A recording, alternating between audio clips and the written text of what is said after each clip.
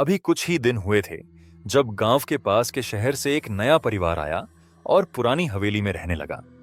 ये परिवार, शर्मा परिवार, गांव के बारे में ज्यादा नहीं जानता था। हवेली के बारे में सुनने के बाद भी उन्होंने उन बातों पर ध्यान नहीं दिया। शर्मा परिवार में 4 लोग थे।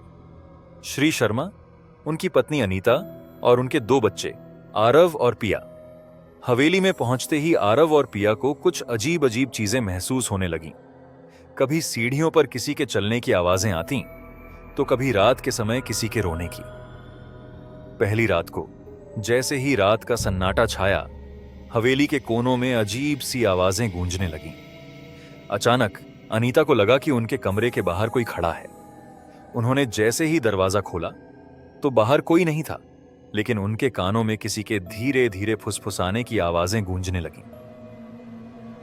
अगले दिन पिया और आरव अपने कमरे में खेल रहे थे कि तभी आरव की नजर कमरे के कोने में पड़े एक बड़े दर्पण पर पड़ी। दर्पण में उसे अपने पीछे किसी का परछाई जैसा कुछ दिखा।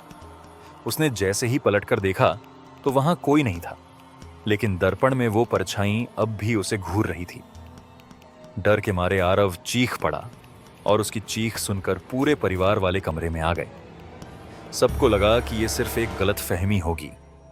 अगले कुछ दिनों में ऐसी घटनाएं और भी बढ़ने लगीं। कभी पिया को लगता कि कोई उसका नाम पुकार रहा है, तो कभी अनीता को रसोई में किसी के चलने की आवाज सुनाई देती। एक रात श्री शर्मा ने सोचा कि उन्हें इन सब अजीब घटनाओं की तह तक जाना चाहिए। उन्होंने गांव के एक बुजुर्ग से हवेली के बारे में पूछताछ की। तब उन्होंने सुना कि वह हवेली एक विधवा महिला की थी जो बहुत साल पहले रहस्यमय तरीके से मर गई थी।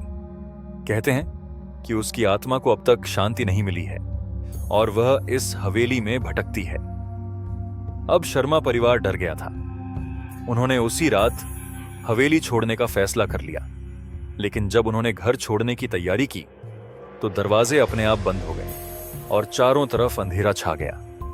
हवेली की दीवारों से किसी के रोने की आवाजें आने लगीं।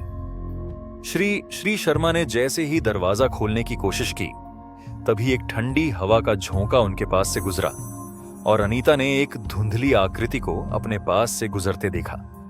वो चेहरा अधूरा था, पर आंखों में गुस्सा साफ दिख रहा था। सारी कोशिशों के बावजूद वे हवेली से बाहर नहीं निकल पाए। वो रात उनके लिए सबसे लंबी रात थी। सुबह होते ही गांव वालों ने देखा कि शर्मा परिवार हवेली में नहीं था।